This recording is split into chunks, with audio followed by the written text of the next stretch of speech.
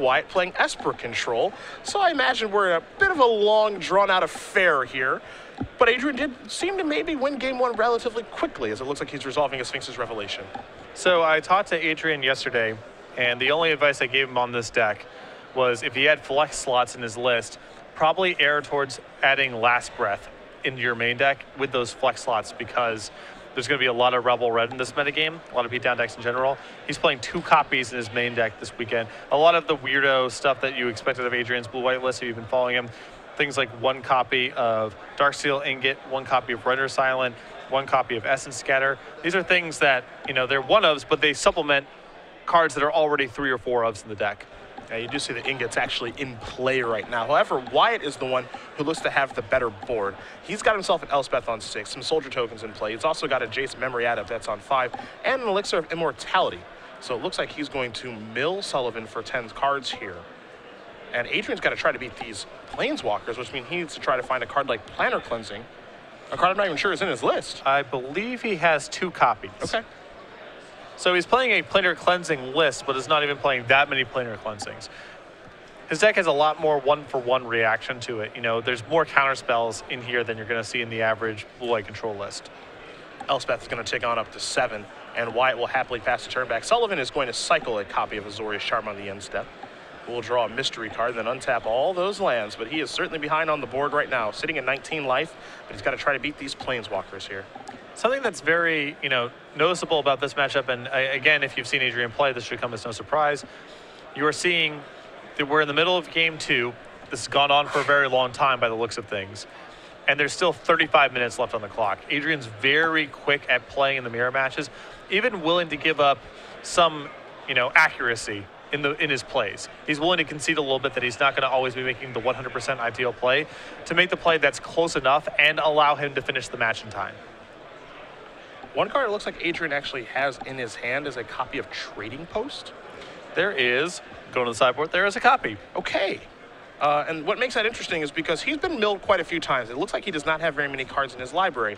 Now, Trading Post has the ability to get back an Elixir of Immortality. And if you follow Adrian at all, you know that Adrian is a huge proponent of Elixir of Immortality. And that'll actually get him out of trouble in this situation, assuming the Elixir has been milled at this point. So Adrian's going to lead off with the Trading Post to get the action started. The action? The laction. Yeah. The lack of action. Fair enough. No argument here. So Adrian is a big Elixir proponent. A lot of the matchups he plays is trying to establish some sort of Elixir loop where he can just rev a bunch and win the game that way. And this is definitely a matchup where this line of play is common.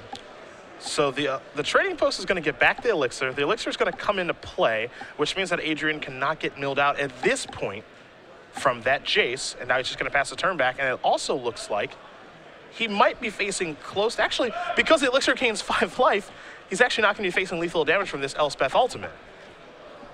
So he's getting a little frisky. Adrian is a big fan of trying to play the game into this sort of spot.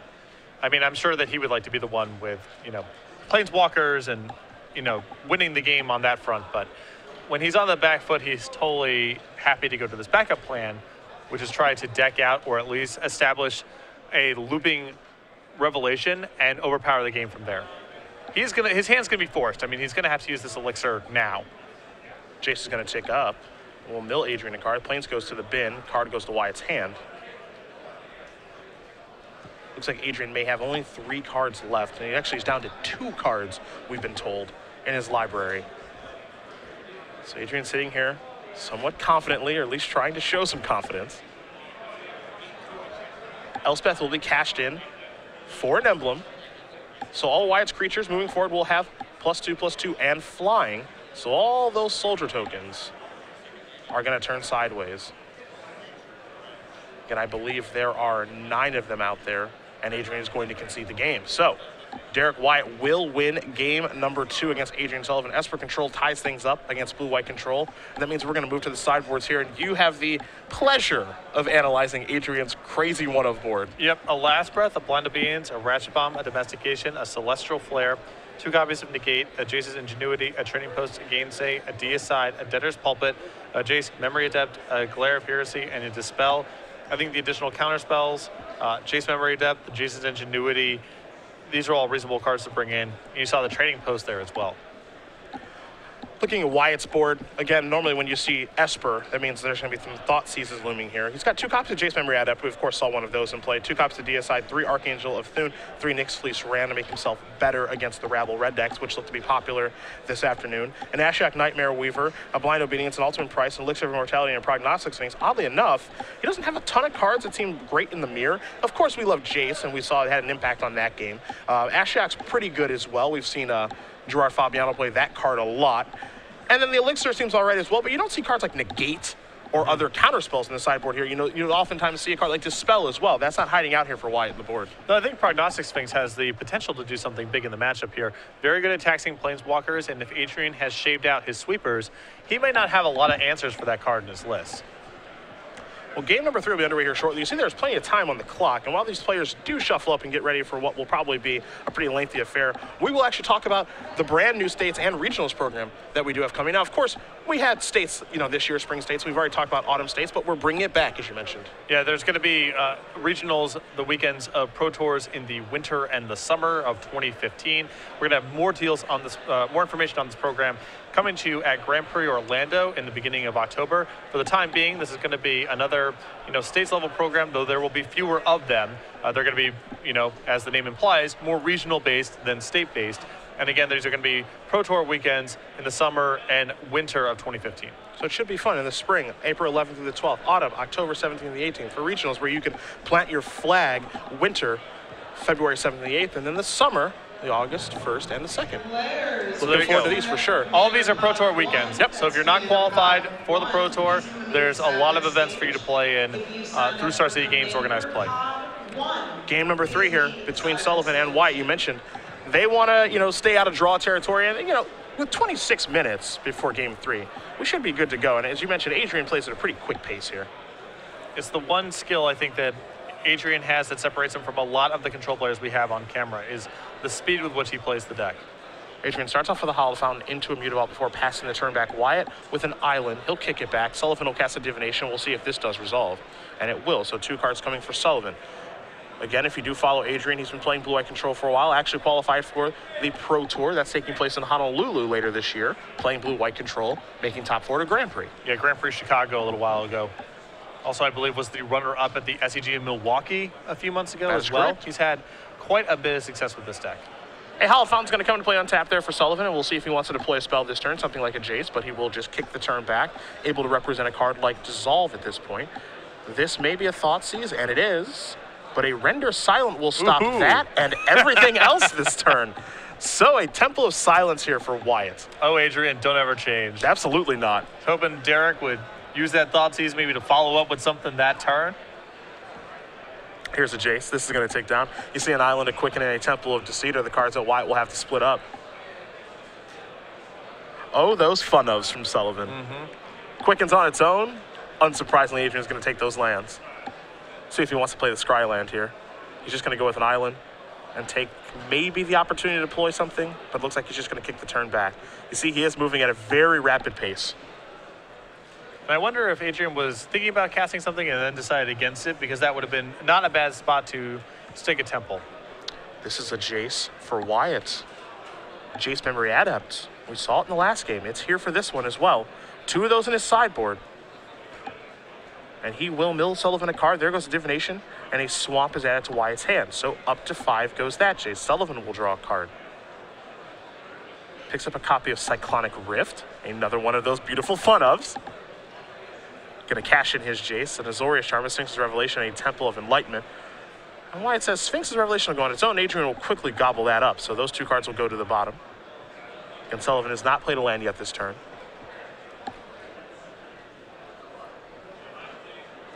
Here's 2 mana. That's a copy of Cyclonic Rift. That's going to get that thing off the table. There's a Mutavault. This is an Elixir. And Sullivan will pass the turn back. You have to imagine he has counter magic for Jason the way back down. And it's really tough on Derek now, because I think he was hoping to lean on that Jace. And now with the way that Adrian has sequenced everything, you have to imagine that tapping out on your own turn is an enormous cost. Yes. Also, there are 2 Mutavaults out there to kind of check the Jace. Another factor as well.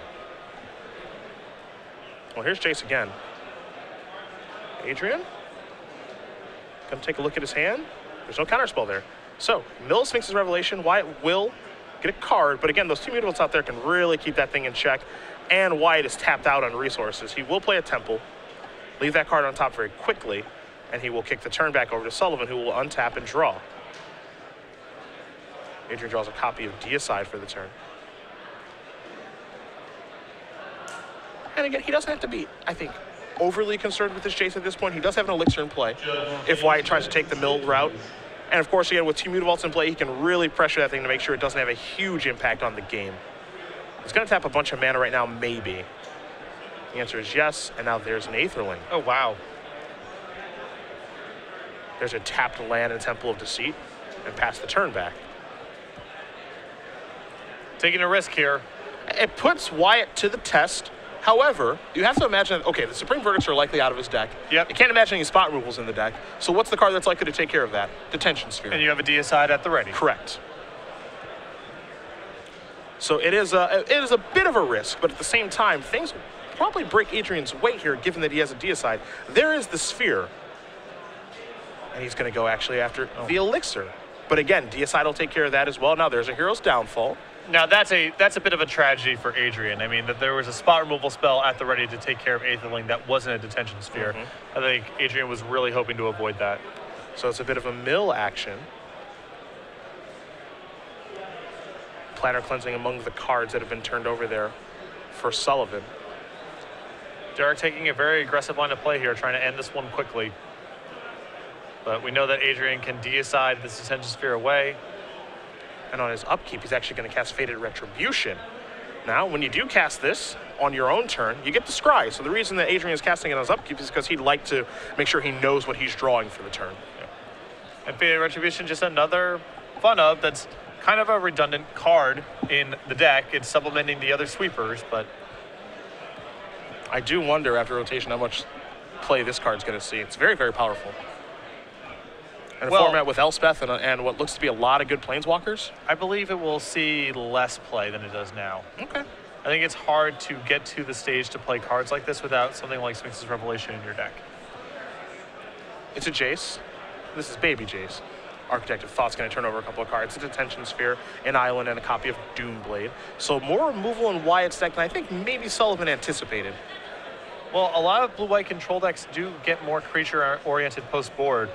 Derek seems conscious of this. He has a lot of spot removal in his deck.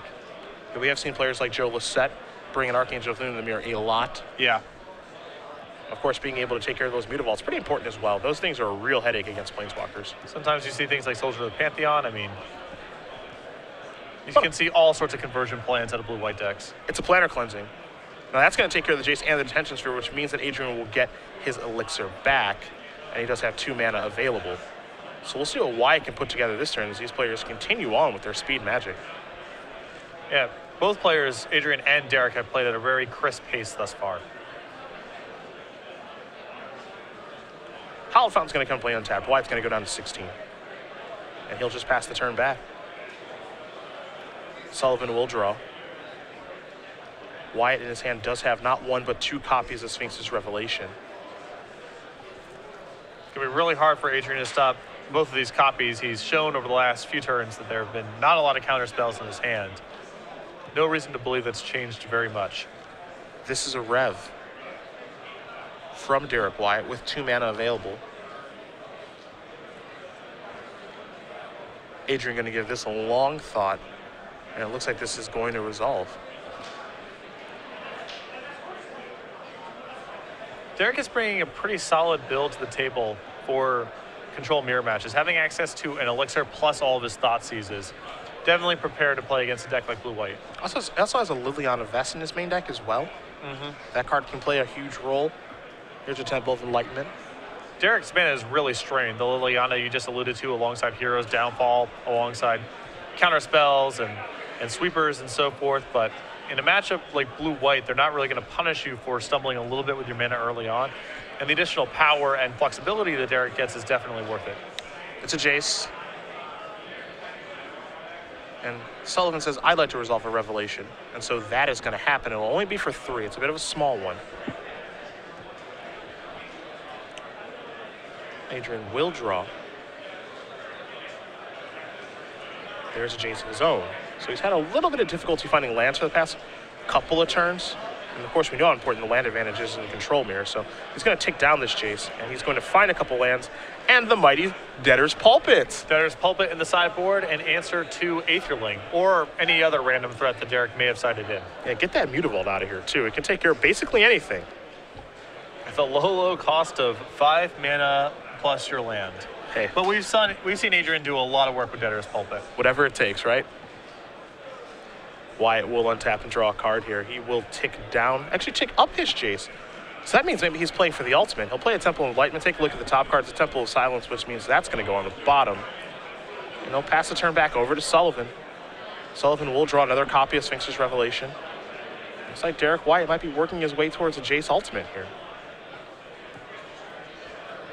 Not sure the strength of his hand, though. Adrian has not shown a lot of ability to remove Planeswalkers from the table thus far.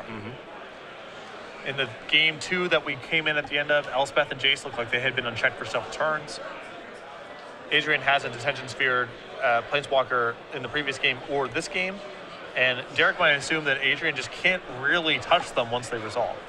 Trading Post will be countered via Dissolve. Didn't think I would ever say that. Trading Post is pretty good against decks that tend to play cards like Dissolve. I agree. So I didn't expect to really be saying a lot about Trading Post, period, especially this early in the morning. Out of a blue-white control player. Yeah. Taking up Jace once again, Will Wyatt. Wyatt with a lot of cards in his hand, staring at 7 of them. Doesn't have to discard at this point. So Sullivan is going to shuffle up with the Elixir and rebuild his deck. Keep in mind, we know that Derek has that copy of Doomblade from a Jace activation several turns ago. So it's a pretty big cost for Adrian to go after this Jace with his 2 Mutavaults because he has to spend a lot of mana, and he knows that one of the Mutavaults is going to trade with an otherwise dead Doomblade. Sullivan going to cash in his Jace here. So there's a Mutavault, there's Divination. That's a copy of Dispel. Dispel's going to go on its own. Adrian's going to gobble that up very, very quickly. So Divination and the Mutavault will go to the bottom. Let's see what else Adrian can put together this turn, because that Jace is starting to be a little bit threatening now. Especially when he did shuffle in the Aetherling. Now, of course, Aetherling, when Wyatt controls it, he can't blink it out or anything like that because then it'll go back to Adrian. But, yeah, again, it is a little bit scary to have that in your deck for Wyatt to take. Here's a large Sphinx's Revelation from Derek on Adrian's end step. Looks like 4 mana is going to be left over. And oddly enough, not a lot of it blue. That's a touch strange. Derek has left up just a Hallowed Fountain, so the only counterspell that Adrian really has to play around here if he chose to would be Syncopate or something narrow like Gainsay, Negate, something like Dispel, that. Yep. Cards like that. Doesn't have to worry about Dissolve, but the ref is going to resolve. So Wyatt will draw a handful of cards, +1 for his draw step, taking up the Jace yet again, up to 8, threatening an ultimate. There's a Water Grave that'll come into play tapped. Derek will have to discard as we are underneath 7 minutes now. Here's a rev from Sullivan with 3 mana left over. And Adrian in that spot, choosing not to fight over Derek's Revelation the following turn, knowing that Derek was most likely going to just untap, play a land, and discard to hand size. Quite interesting as these players try to pick their spots for how they want to use their limited counter magic. Looks like Sullivan picked up a copy of Negate. We already know he has a Dispel. May have to do some amount of discarding here. But this is going to be 4, 5, 6, cleansing. This is probably where the fight will begin. Yep. It is about that time. That looks like it's going to be a Dimir Charm, by the way. Okay. Don't see that one very often. So now it's time for a Dispel on the Dimir Charm. Dimir Charm, of course, can't counter a sorcery. So it's going to attempt to counter the Planar Cleansing. The cleansing will resolve, so Jace's ultimate is no longer something that is threatening. And Adrian's way out in front of resources now at this point. Oh, yeah. It feels like, you know, getting that Jace off the table, that was the fight that Adrian had to win. Now he has done that. He has additional copies of Mutavault to work with. If he wants to start pressuring Derek's life total, he probably has much more power in his hand at this point. And if he can find that Aetherling, he may be able to close out this game very quickly. Here's a backup Jace from Wyatt. See if this one resolves. It will, and it ticks up to 5. So Sullivan's going to quickly untap. And again, You see both players been playing at a very rapid pace because now we're about to be underneath 5 minutes, but you mentioned Aetherling, and now here that is. And this is not a tap-down Aetherling like we saw last time. This is an Aetherling with plenty of protection. The Mighty Darksteel Ingot's going to come into play for Sullivan. Boom. And he'll just pass the turn back, so it's combo of Planar Cleansing. Right, because he had to cut the Azorius Key Rune that was in his Milwaukee list because he moved to Planar Cleansing, so now he has an Ingot. You know what that is? That's how you build a deck. That's good deck building. That is good deck building. And Elixir there from Wyatt after taking up the Jace. Sullivan's going to get to work with this Aetherling now. We'll see where it's going to go and how much it's going to be for. I think the first order of business is probably getting this Jace off the table because the Jace can +2 shrink the Aetherling size. Also, at some point, Adrian has to kill it anyway. Yep. So that Jace goes away. A Jace comes into play for Sullivan. He will take it down. Lands will go to the grip. One will go to the bottom. And it looks like Adrian's happy to just pass the turn back over to Wyatt, who will untap and draw a card. Again, he's sitting at 27 while Sullivan's sitting at 29. Both players with a ton of lands in play for Wyatt. The only permanent, however, is just an Elixir of Immortality. Sullivan is doing better on the board and potentially in hand, even though we don't know the texture of both players' hands at this point.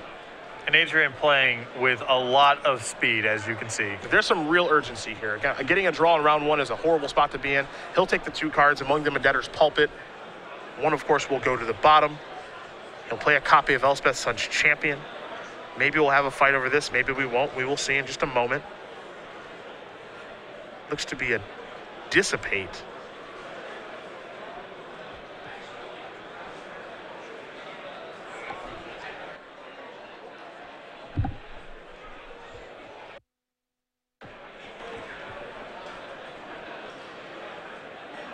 Haven't seen this one in a while. I remember this one during Innistrad block.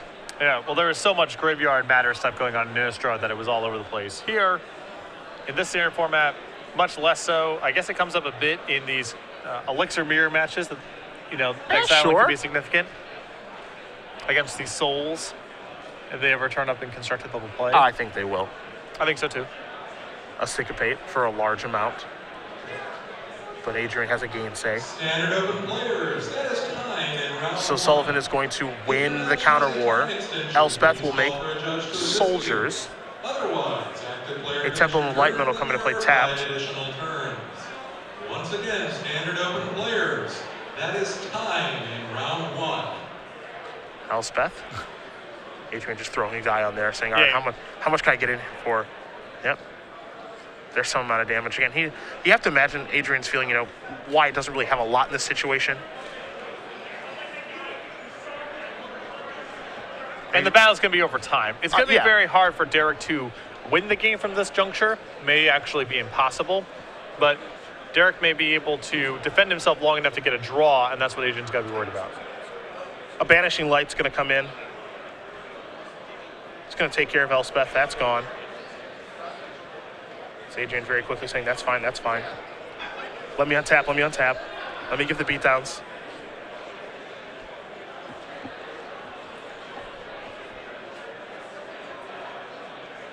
See what else Wyatt has to do on this turn as we are only 2 minutes in this match.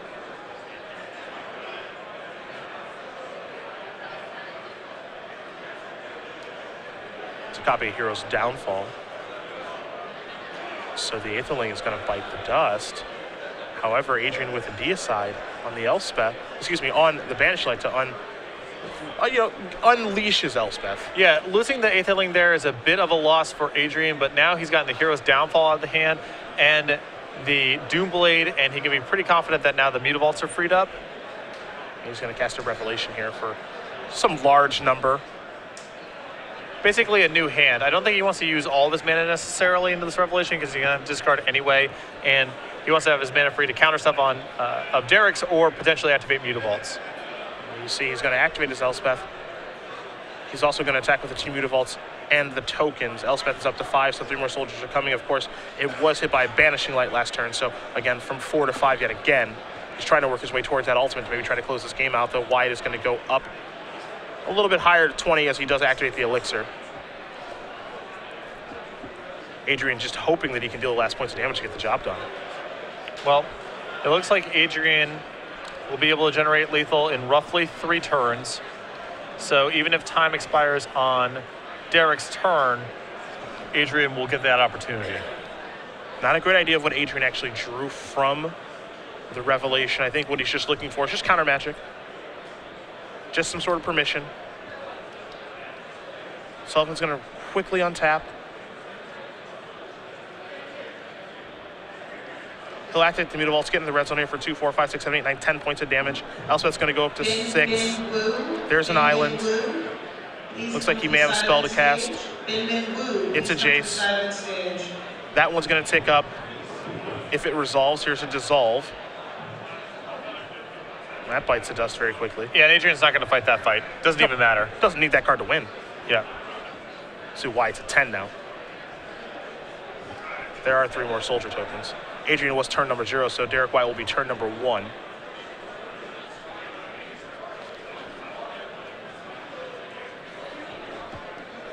So Derek Wyatt is turn number 1. He'll attempt to cast a revelation here on Adrian's end step. Adrian says, absolutely not. Negate that. Because you gaining life is way too important. Adrian actually pauses Derek and he says, I actually have a revelation I may want to cast. But he says, okay, go ahead. He can slow down a little bit now that we're in turns. Yeah. Though, a lot of credit goes to Adrian for getting the game to this spot, because a slower player, this would have been an easy draw. Absolutely. There's a rev. Adrian going to see how much mana do you have left over. His Wyatt's trying to play around Syncopate at this point.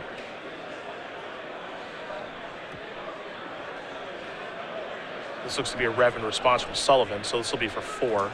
So this is a tap-out rev for Adrian, which means Derek's is going to get the resolve as well. But a dissolve is actually going to counter that. Okay, so this is going to happen. 1, 2, 3, and 4 cards there for Wyatt. He's up to 14. See if he can find a card like an Attention Sphere. He does. That's very big here for Derek. 3 mana. Sphere. Going to take care of the soldier tokens. Big draw there for Derek. Just trying to stay alive. It still seems like Adrian should be fine, assuming that Derek's hand isn't terribly loaded. He gets to plus the Elspeth this turn, make an emblem next turn. The draw for the turn was a copy of Dissolve. That's pretty big for Adrian. Again, a situation here where Derek is playing for the draw, Adrian trying to play for the win. We'll see if Sullivan can get the job done as he crashes in with 2 Mutavaults. Wyatt's going to go down to 10.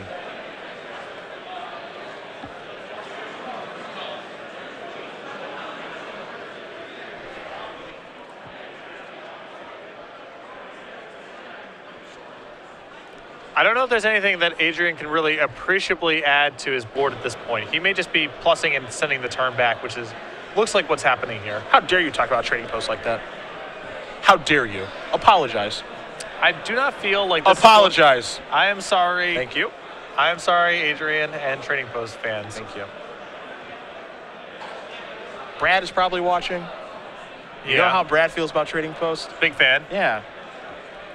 It always has an impact. It's got 4 lines of text. He's going to activate it right now. There goes the ingot. Ever heard of it? Okay. Oh, how wrong you were. Adrian just using every part of the buffalo there. Wyatt Plays the ingot, taps it for mana a couple times, has it left over after playing or cleansing at some point, cashes it in for a new card. Here's 3 mana. There's Attention Sphere again. I think Adrian's going to have to counter this one. Yeah, I think he does, because otherwise he's not going to be able to get the kill next turn. There's Dissolve. See if it does resolve. It does. Derek kind of shrugged his shoulders here. Let's see what this is going to be. Bunch of mana. Another rev. It's not that big of one, though.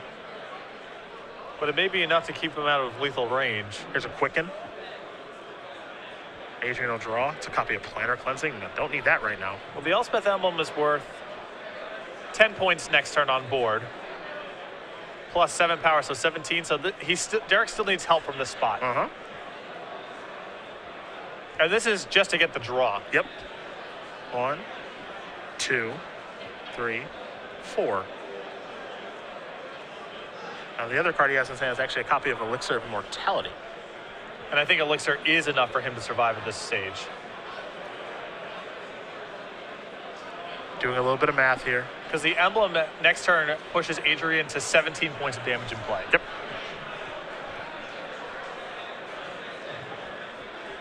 There's an Elixir. See, Derek is trying to hang on. It's in. Adrian's turn number 4.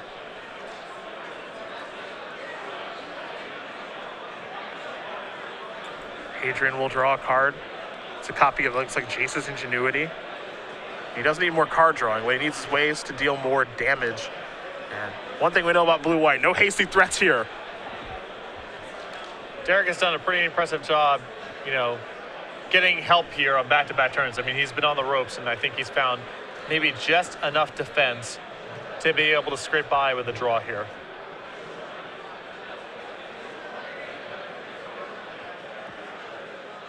And I think Adrian might be coming to that conclusion right now, too, that he's just come up just a touch short. He played as quickly as he could to try to get the job done. But is there a way for him to deal the necessary points of damage? Took some light risks with that Aetherling there. Yeah.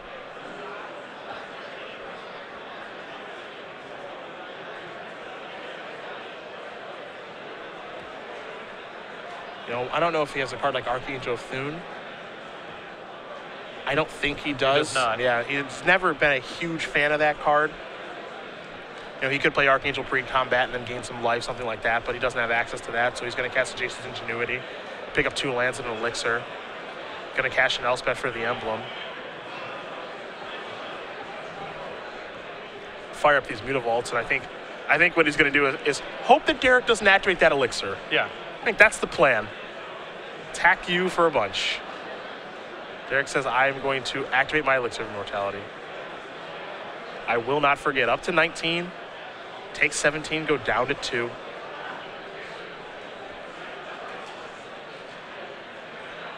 And of course, he will shuffle everything back in. Sullivan will play Elixir of his own. And just pass the turn back. That's his last turn of the game. Yeah, I think Adrian with a pretty commanding advantage here, but he's going to be about a turn short. Yeah, it's a marathon affair, but he came up 1 turn short. Derek Wyatt, Adrian Sullivan will draw. Blue-white control, Esper control cannot finish it off. Sullivan with a pretty decent advantage at that point, but time is a thing. Yeah, he did what he could. Yeah. It's a long game. Derek is able to find a lot of help there on the last couple turns where it looks like Adrian had an enormous edge, and frankly he did. I think Adrian with 1 or 2 more turns probably locks that up. Yep. But Adrian did what he could in terms of time, and Derek was also playing pretty fast. He was playing very quickly. But these games just go on for a really long time when both players are revving, and this is going to be the result a good percentage of the time. Yeah, that's